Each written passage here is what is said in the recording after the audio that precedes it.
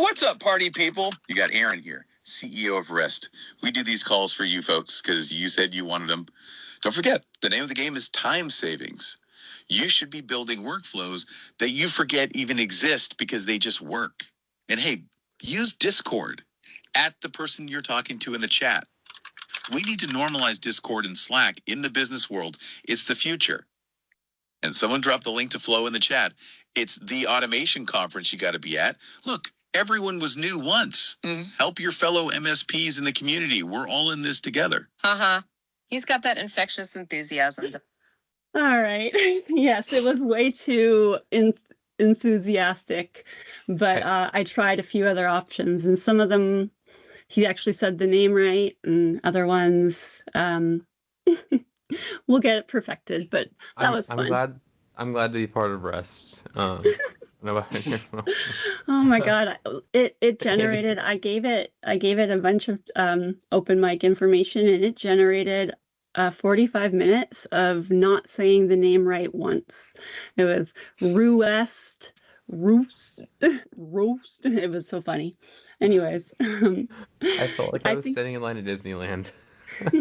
I think that AI podcast Aaron covered most of the points there. Did anybody think that it forgot anything?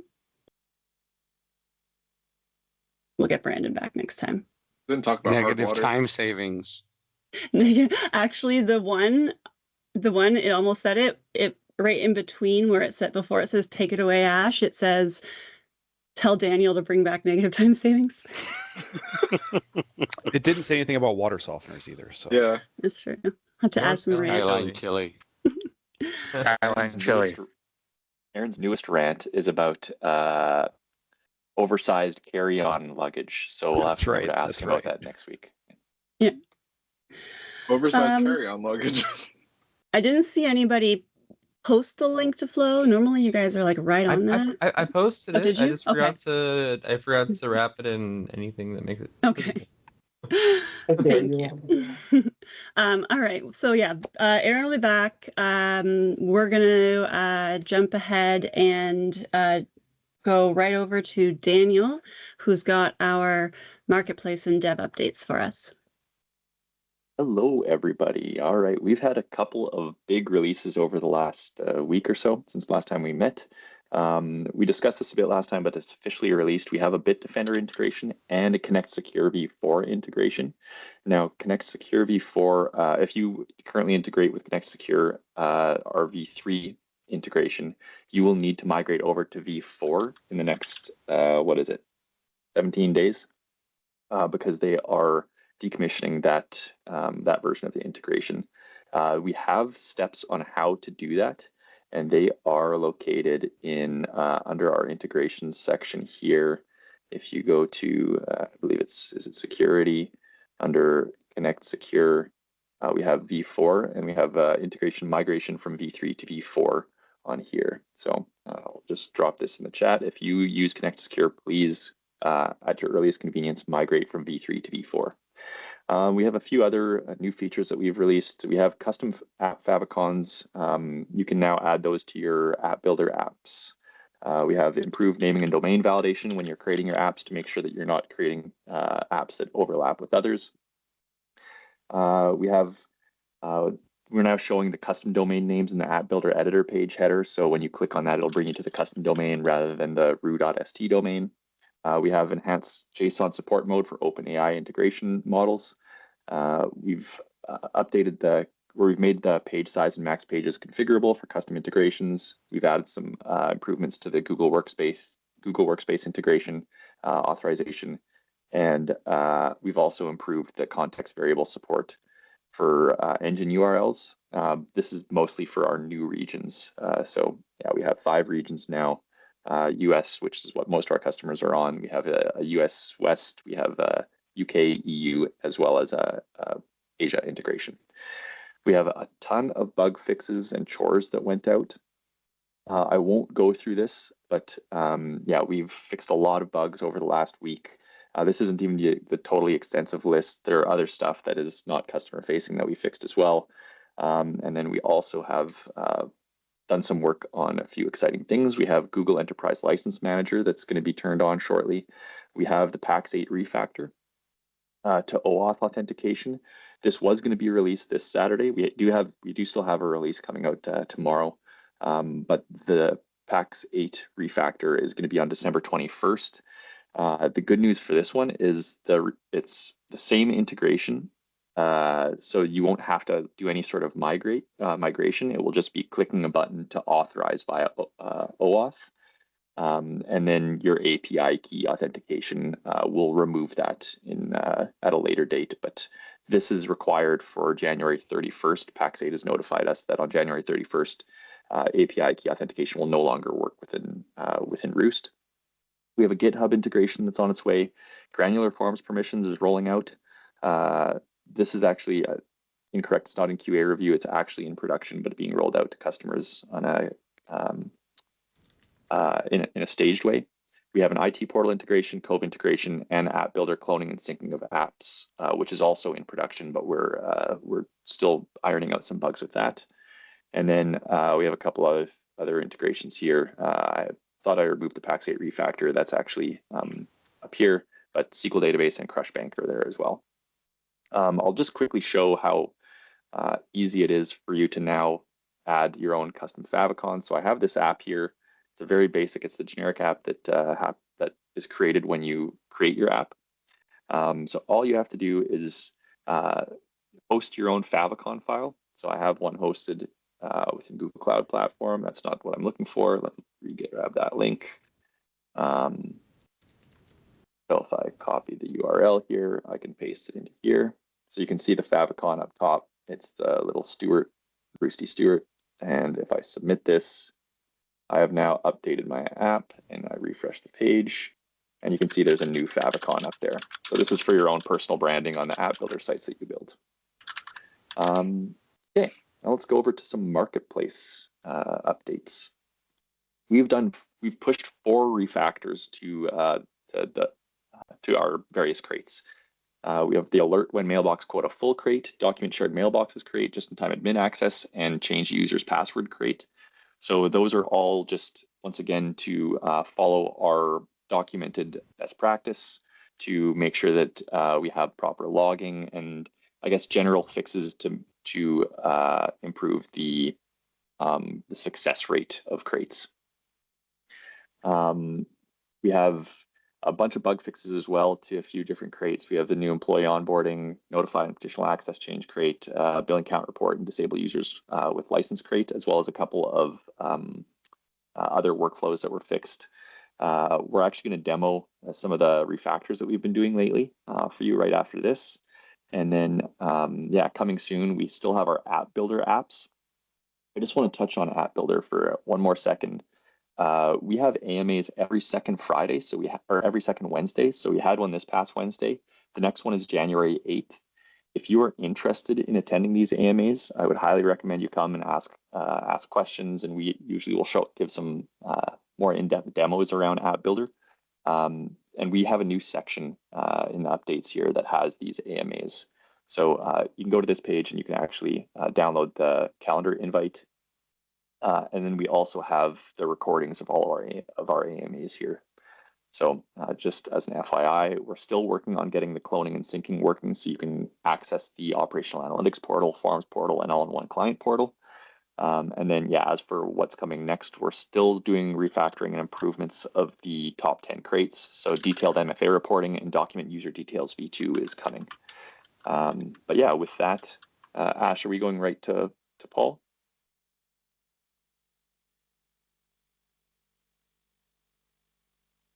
Yeah, maybe. I was double muted. Yeah, let's jump over to Paul now.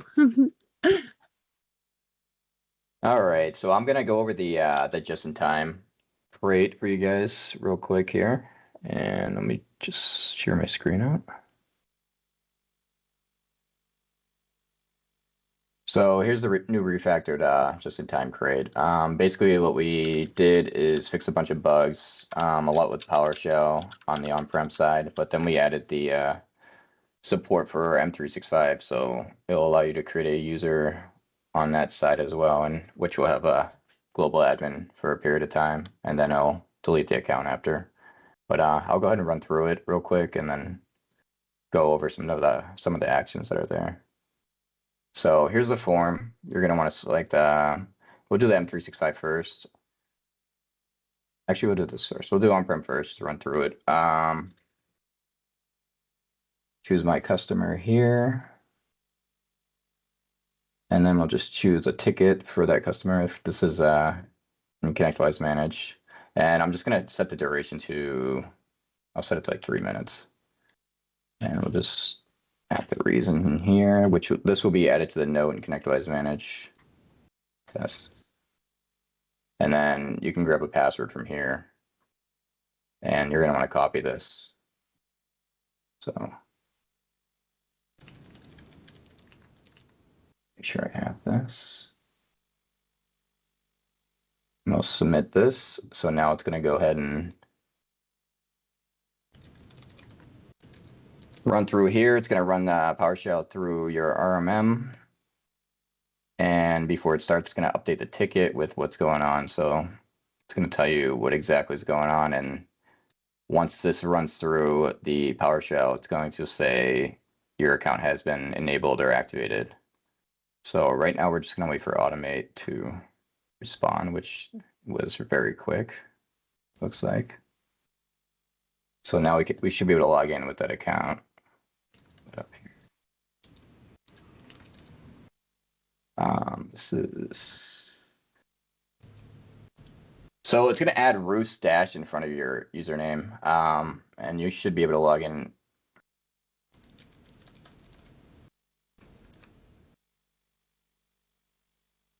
Oh, I did the on-prem one first. That's my bad. So we'll pull the test environment up here, and then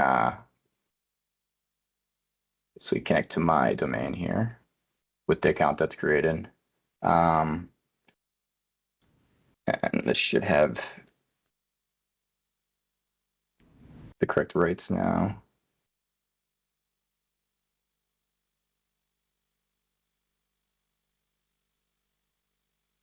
And now you can see the account was created here. And then it's a domain admin as well. Once this finishes running, we'll keep that up, but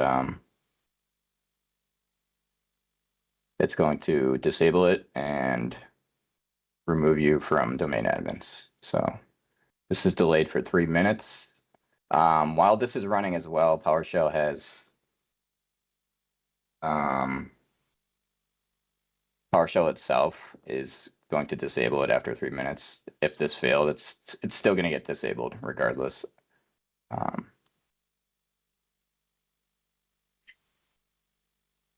Can pull that up and I'll show you that as well. All that disables. So here's the PowerShell. This is going to check if it's enabled. If it's not, it'll create the account. Or if it exists, it's going to enable the account. If it doesn't exist, it's going to create it. Then it's going to add it to domain admins down here. And then eventually it's going to send all this data back to the webhook that was created. And then while that's going on, it's going to do this task here, which is, it's going to run a task in the background for the duration that you set as well. So we don't have to rely on the RMM to respond again, just in case it failed or something like that. Should be done shortly here.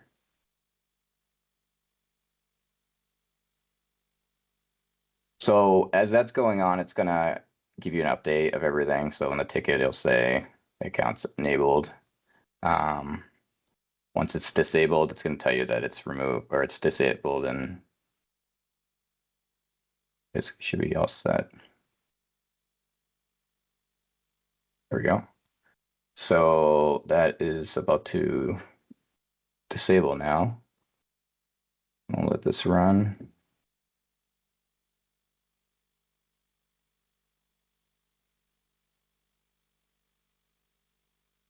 Perfect. So now let me check the account. Oh, hey.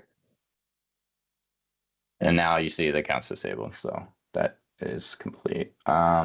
this is useful if you need to fix something really fast, or if there's a security issue going on and you need to get into something quickly, or pretty much do anything. You could also unsync this and make a whole bunch of other things as well. That can be useful. I'll go ahead and run through this M365 portion real quick. Should be a little quicker.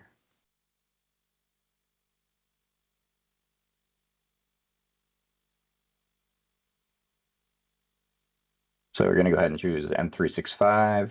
And we'll do the same one here. And we'll just choose this one again. 2 minutes.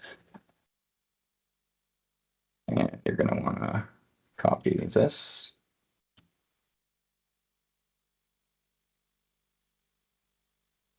Go ahead and submit that. And we'll check the run out.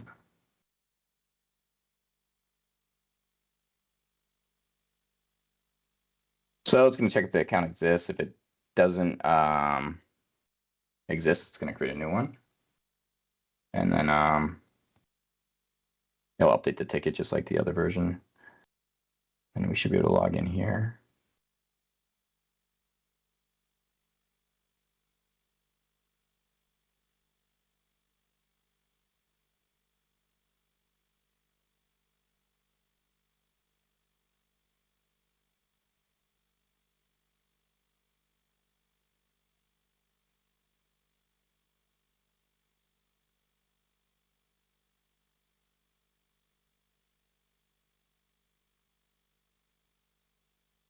And you should have an account now with global admin, and this will allow you to do whatever you want to do or need to do while that's running. And then in 2 minutes, it should, or it will, delete the account. And it's going to delete it. It's not going to fully delete it out of the deleted users, just because I don't want to delete random stuff out of people's client, or I just want a fallback in case something were to happen, which it shouldn't ever happen. But once this finishes, we'll see. We'll get kicked out of here.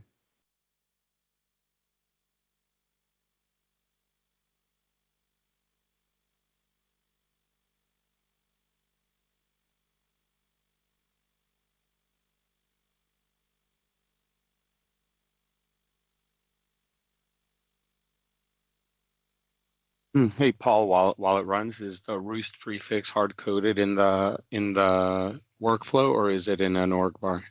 It is pre hard coded into the workflow. I can look into that and maybe add a org bar. That's a good idea actually. So Yeah, and I might one actually other add that for you. Yep. Yeah, one other question: any chance that this is going to see local admin for the non Intune type devices that are just, they don't have a directory, it just needs a local admin?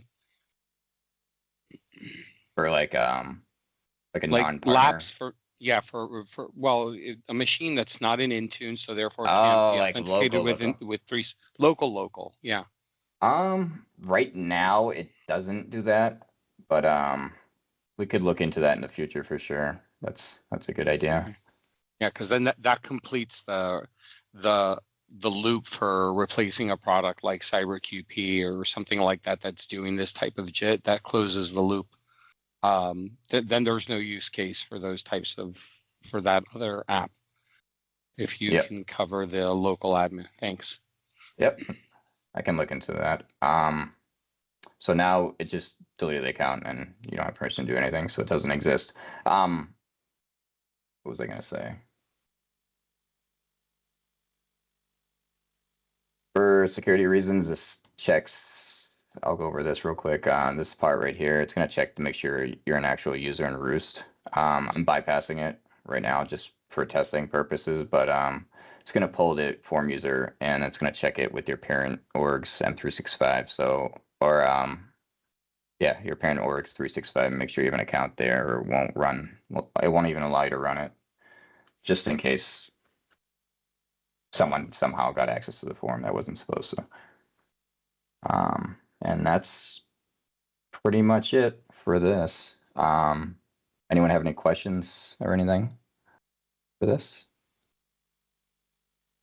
It looks like Lucas had some questions in chat. I'm not sure if you answered them. Not sure. Lucas, Let me take a look. come on.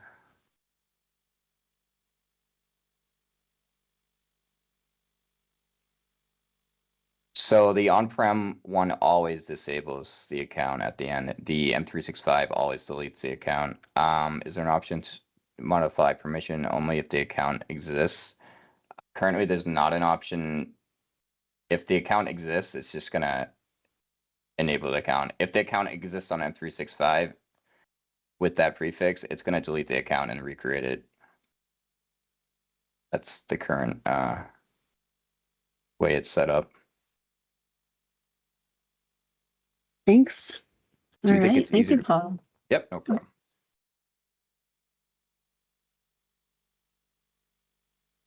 That should be it.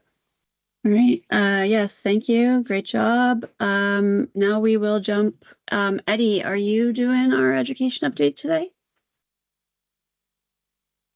Or is it Brand? Yes, I'm doing it Okay. today. All right. Hey, everybody. Hope you guys are having a great Friday so far. Let me go ahead, jump in, share screen. Pretty light on the updates. I didn't even get a game tip of the week from Brandon. So fill in the blank there. If you want to share in chat, what cheat codes do you still remember after all of these years? And the Konami code doesn't count. So if you want to throw in your cheat codes that you still remember, that could be your game tip of the week. Moving on though, shout outs to all of those who have taken certification. So Tanner, Peyton, Steven, Joshua, Carl, Timothy, Gabriel, and Jeremy. Congrats for passing the Foundations certification exam. And then Zia, Keone, Samuel, and Alexander, congrats on the Clean Automation certification. If you guys haven't done those already, what greater gift can you give yourself than a certification badge in Discord? As we're rounding out this year, if you guys haven't already signed up for the Foundations Bootcamp, this was formerly the 100 series, condensed it all into a 2-day bootcamp. We've rebranded or repackaged this as the Roost Foundations course. So all of the links to sign up are available here on the docs, on Calendly as well. We already talked about it, but again, just reiterating, we have a new section in the docs. Lisa has been doing a lot of work in the docs, a lot of reformatting, a lot of standardizing things in the documentation. So a huge shout out to Lisa for all the work that you have done already and that you're continuing to do. But again, check out that App Builder AMA section. All of the recordings are going to be there. The calendar invite is there as well. So if we don't know what time it is, just download that file, throw it on your calendar, and then you'll have it. So pretty light on the updates. So we'll pass it over back to you, Ash. Thank you. All right. I love seeing all the cheat codes in there. I was going to say, like, my original Game Genie one, but I couldn't quite remember what it was, but it's the one that let you jump as high as you could with Mario and NES, but had to go with Doom there. Okay, let's jump now over into our customer update, our customer demos. So we're going to start with Charles. You're up. Hello. Hello. Let me go ahead and share my screen. Make sure I get the right one. Okay, perfect. So, I'm relatively new to Roost. It's been like 4 months, I think, since we've been onboarded. But we've been slowly getting there. One thing that we really wanted to tackle, but we're having difficulty was actually documenting like some of our firewall config. We use WatchGuards, unfortunately, and they don't have an API, at least not one that I could find, that wasn't based on cloud management. So I kind of did what any sane person would do, which would be to write a minimal API in C# .NET 8 and allow us to sort of talk to devices through SSH through Roost. So for an example, I have a firewall definition here. It's under my test company. I created this API, and it comes with a pretty little Swagger doc that you can use to integrate or import into a custom integration v2. And then from there, this is a basic test. It's still underway, but, we can go ahead with Hoodoo. We get the asset. We can create a session, specify, what host we're going to connect to, credentials, username, password. You can also do certificate authentication, say what port you want. And then from there, we can actually talk to the firewall through Roost. So we send a command, we say show features, right? We set a timeout for reasons. Same thing with interfaces. And then same thing with like the ARP table as an example. So here I'm actually setting an HTML table with some ugly stuff here, but this is what we're eventually going to be upgrading or uploading to Roost or Hoodoo. I get all the names mixed up all the time. And then from there, we can actually explicitly close a session that we create via SSH. And then here, we actually go ahead and update the asset, right? And we hit that ARP table field. So if we go and look, right, there shouldn't be anything here. But we go ahead and test this. And it will take a second to run because it does have those timeouts. But it'll go through, it'll run each command one by one. Come on.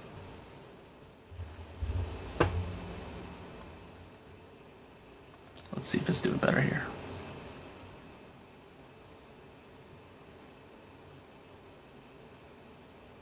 Been having a few timeout issues, but this is mainly due to Cloudflare.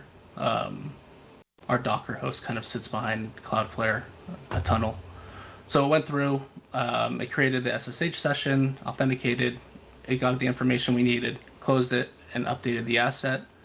And then from there, we should be able to refresh this page, and we have the ARP table from the firewall live. So this is something I've been working on. We're going to be pulling configs, licensing information. I have this field here, manufacturer, that's going to be used to kind of dictate what Roost subflow we take, if a client has some other networking hardware or something like that. But, just in general, there are some devices we don't want to rely on servers to try to connect to them and, run it through RMM. We'd rather just connect direct, and I thought this was a really good way to do so. So that's amazing. You're getting a lot of love. I love the fact that you didn't just say, oh, I don't have access to something. You figured out a solution and you integrated it into Roost and you blended the use cases together. That's fantastic. What brought you to even knowing that was an avenue for you? Was it something you've played with already? So, initially I went through and was kind of toying, with the firewall. I was like, okay, I can SSH into the box.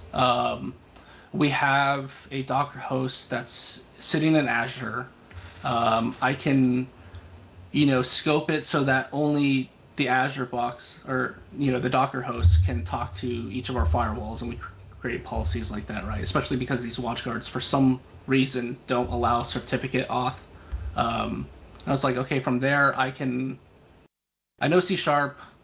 I'm sure there's some library I can use to, communicate over SSH and send commands or, start up a pseudo shell. And then from there it kind of just all unfolded and, took a couple weeks to get something exactly how I liked it. And but it was simple, but it's not easy. I'll say that. Awesome. Gary asked, does this require you to open SSH externally for all your clients? For us, yes, it's going to. But like I said, we're putting in firewall policies for each client or for each firewall so that access is scoped only to one specific IP address, and that is the Docker host. But otherwise, yeah, it kind of has to be publicly addressable in some way, at least how I have it now. It's really cool. Thank you so much. That was awesome. I'd love to see what else you continue to do as you keep using Roost. Speaking of which, let's get a return new presenter to come up here. Derek. We'll jump over to you now. There we go. Can you guys hear me? Everybody hear me? Yes, we can hear you. Yep. Okay. All right, cool. I'd first like to say, I just knew as soon as he said I made my own API that I would have to follow that. So thank you. Thank you for that. I appreciate it. So my company, Intech, we've been doing a chili cook-off for the last 17 years. And this year I'm part of the planning committee on it, and I discovered that for the last 16 years they have been writing in votes, and I don't know why they do this. We're an IT company, so it was discussed and decided that, hey, let's try and put it in Roost. So that's what I did. I started off working on this right before App Platform was released. So the intention was just to do it all in a form and then have everybody use the form to submit the votes. And of course, then App Platform came out and I was like, oh, this is going to be awesome. I can start working in App Platform. But I think it's pretty cool. We have two main categories: first overall and then best name. And one of the first challenges I faced was, I didn't want to have to list the chili names 100 different times, for first place, second place. So how could I list them once and then use logic to remove those selected choices from each consecutive choice? So that was actually a lot easier than I thought, using options generators to handle that. I don't have my options generator pulled up. But yeah, this is the form as it sits right now. We're still trying to decide on a background. Of course, nobody can decide on that. But as we go through it, I can show you, of course,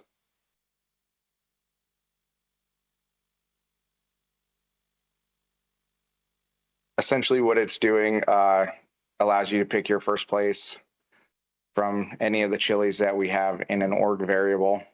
And then the options generator takes that, looks at what was in first place, and then removes it. So you see the fuego flicker is not here. Essentially the same thing happens again with second place. See, I removed it. Due to the limitations that I found, though, one thing that is possible is for somebody to then change second or first place to match whatever consecutive they want. So they could potentially vote for Magma Bubbler twice in a row. I'm open to suggestions on fixing that so it's not possible, but at the moment it's just throws an error and it'll only count your first place vote. And then second or best name is exactly the same. You can go through and pick your 3 chilies that you like. And once it's done there, it comes over to this workflow, and it just comes over here to the voting submission. It validates that you only voted once for first name or overall, and then it just takes that data and throws it in a SQL database that we have set up for this. At the end, when everybody has voted for me as their favorite chili, we have a separate form that just has a submit button that then runs a calculation, which has another SQL query that does a lot on the back end as far as counting individual votes and then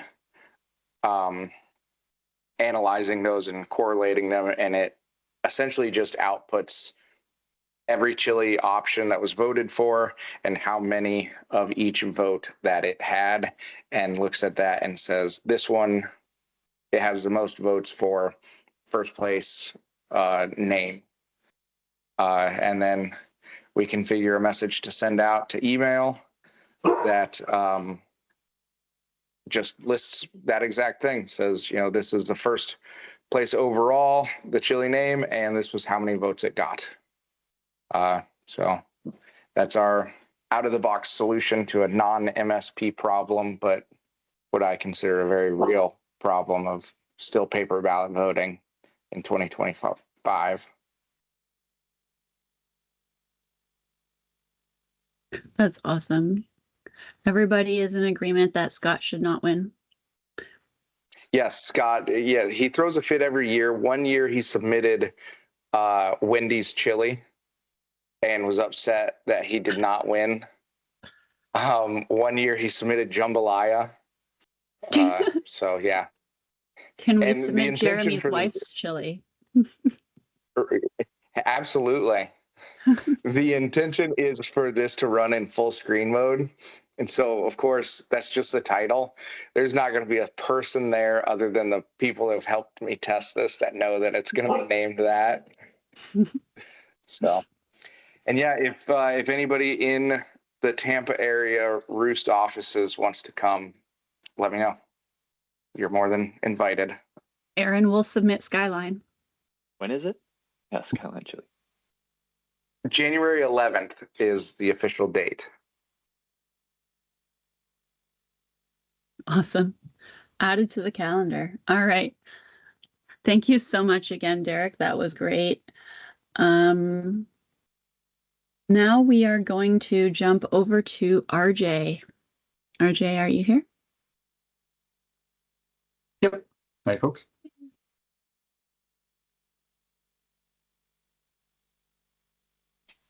So what I've got today is another custom integration. This one is specifically for LogicMonitor. And I picked this one to show off because of the insane hoops I had to jump through to get the authentication working for it. So it's a few commands in part of a larger workflow for data collection and reporting. And I wanted to show off the authorization header that they require for their API. So down here at the bottom, I've got the requirements from their API documentation. It's a bunch of transformations on some data, including the API key, the API kind of ID, and a bunch of stuff about the actual request you're making. So I couldn't figure out a good way to kind of capture that in Roost's native authentication mechanisms for custom APIs. So you have to kind of make this on every single action. So kind of breaking it down piece by piece, the signature is definitely the most complicated. And you need a combination of that, the current time in epic milliseconds time, and also just the API key. So in order to generate the signature, you need the request variables, which is going to be the HTTP verb, so post, put, delete, all that good stuff, concatenated with the current time in epic milliseconds format, converted to a string with any of the post data that you're providing, and the path to the API endpoint. That's part one. Then you need to apply this HMAC filter to it. So that does some kind of encoding to it with the API key as kind of the input to that, converted to hex, converted to base 64. And then after all that nonsense, you put it together at the bottom with the access ID again and the time again, and then it lets you get the data. So that took me quite a while to figure out all of the different kind of Python filters that I needed to run through. I did have it working kind of locally in my own kind of Python stuff before migrating it to Roost, so that helped a lot to have something else to check against and kind of compare filters and functions and features. But eventually we did get it working. The second part I wanted to kind of bring up with LogicMonitor is the way they do reporting. So you don't kind of directly get reports out of LogicMonitor. You have to request, at least as far as I'm aware, you have to request that the report runs. It will run that as a blocking action kind of in the background. So this will take 5 to 6 minutes to pull the report that I'm looking for. And then it will give you a URL to where that report is temporarily. So I have a short delay in here after it compiles the report and gives me the URL because it was timing out, or not timing out. It was giving me errors that the URL wasn't ready yet. So I gave it a little delay for that. And then it's just a simple GET request on the URL it provides to actually get the report. Kind of the final bit for their reporting, they include like 6 or so lines of kind of meta information that's not actually in CSV format above the report. Stuff like this is from LogicMonitor and it was ran by so-and-so, and then it gets to the data. So what I do here is I find kind of the line where the headers start for my report, cut off everything else using the indexing that Python has available, Jinja has available, and then kind of treat it as a regular CSV report, which works and is nice.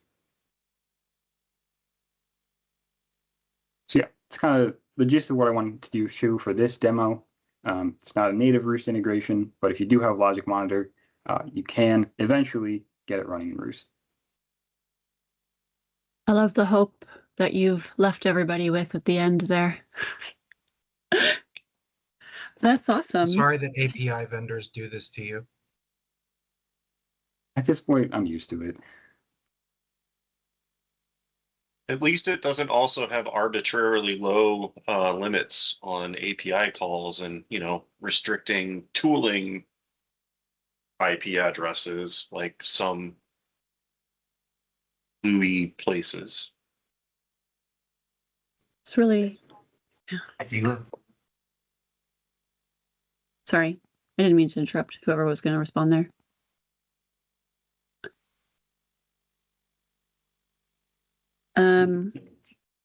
Charlie asked, I'm not sure if you answered this, do you run into race conditions when running these concurrently while generating the JWT? I don't, so I generate it as part of the action itself. So when Roost is running through every single action, it's generating the header for that action, largely because they need to be so specific. You need to include all of the specific parameters for that call to generate a legitimate token. So I run it every single time at action time. Cool. All right. I see your comment, Jonathan.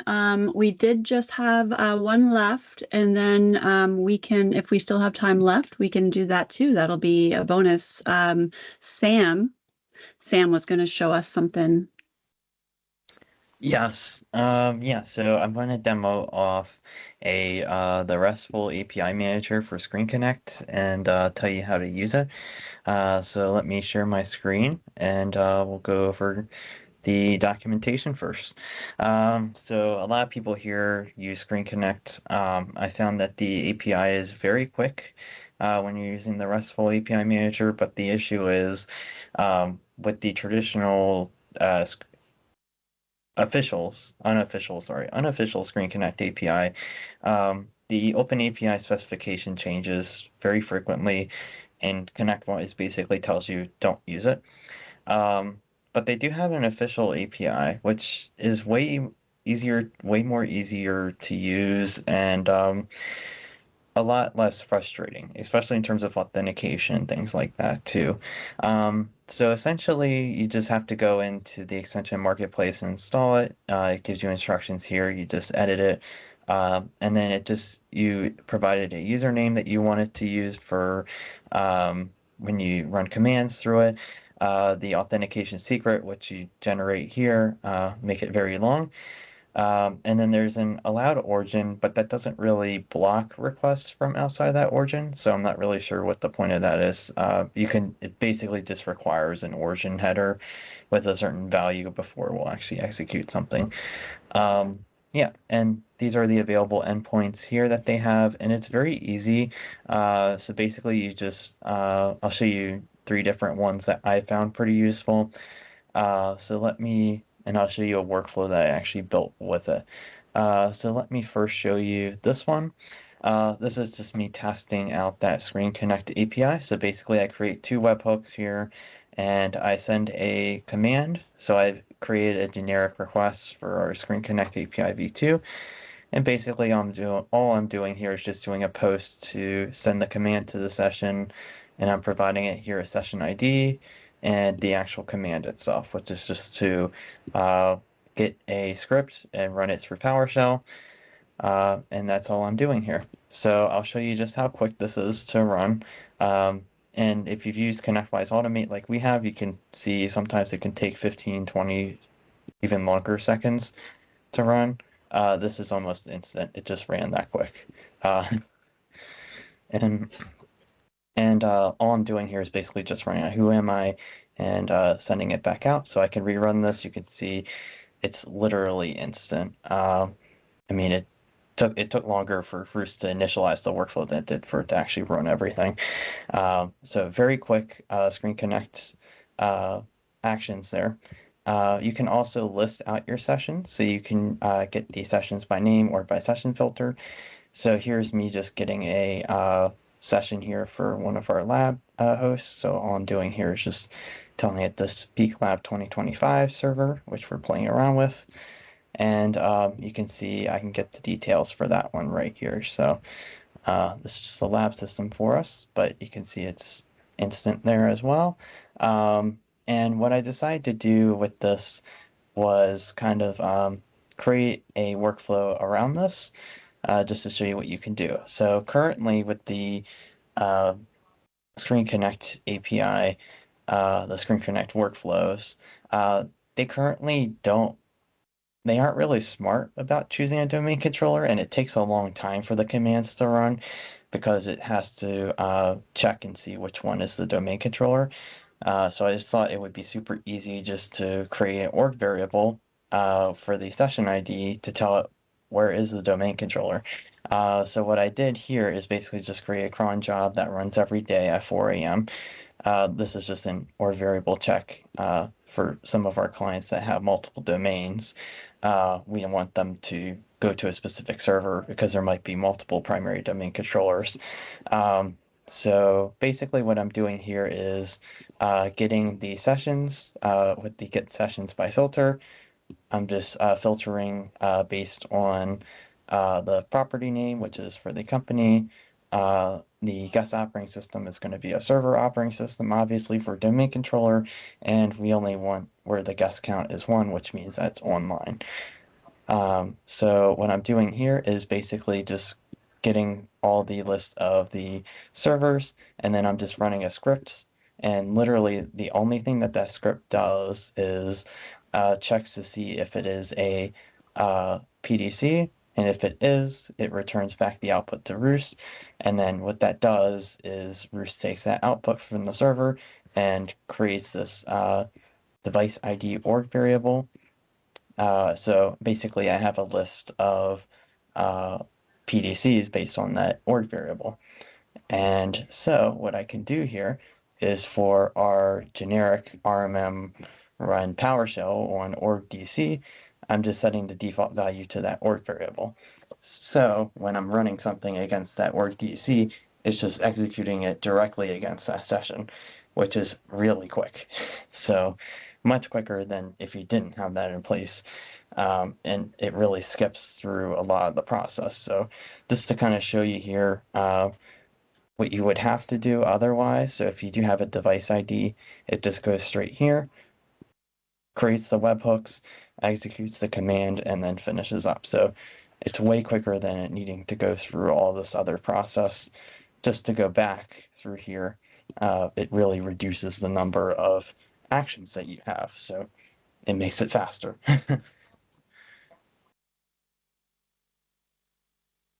That's amazing. So I basically, and then I create a custom integration v2 for this RESTful API action.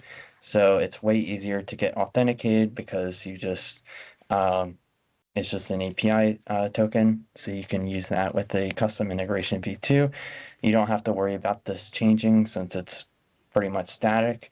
And they have some examples here that you can use, go off of for PowerShell and curl. So very easy to kind of replicate this. I think it's very easy because all you got to do is basically just tell it, hey, get sessions by session ID, and then just pass through in your body the session ID you're looking for. And it tells you all these values here. So I find it way easier than having to parse through that open API specification, figure out exactly what the values are. Sometimes they don't work because they're broken, and then they change them up on you, and it's just a mess. Whereas when you use this, it's the actual quote unquote official REST API for it. So that's what I have to demo off for the ScreenConnect. Thank you. That's awesome. Yeah. Yeah, I do have something else for Microsoft bookings, but I might wait until next week to show that off. Something with the basically I have a form field inside my bookings now for a ticket ID, and it will automatically pick that up with Roost and update the booking event with that ticket information, which is pretty cool. Just make like a little Sam segment. We'll just be like, what new awesome thing has Sam done this week? Show us. That would be great. No, yeah, if you're going to show that off next week, that would be awesome. And then, Jonathan, if you want, if 7 minutes is enough time, we can jump over to you. Yeah, sure. 7 minutes, I don't have a big workflow, so we'll see if it's enough to get through it. Maybe I won't finish, but we'll see. If there's enough interest, maybe I'll come back to it next week. But my premise is pretty simple. Everyone's probably familiar, if you all can see my screen, with like a results page in Roost. You get some workflow and it fails, and you've got all of these errors. And depending on how nested your workflow is, you gotta like click to the particular thing to get your error. And so I was thinking, man, is there a way I can just get this information that way while ever I'm debugging or developing? I can just have all the errors just like immediately. So my workflow is not completely finished, but I've got the concept where I've got a workflow that utilizes GraphQL calls, and it will recursively go through the different layers of child tasks.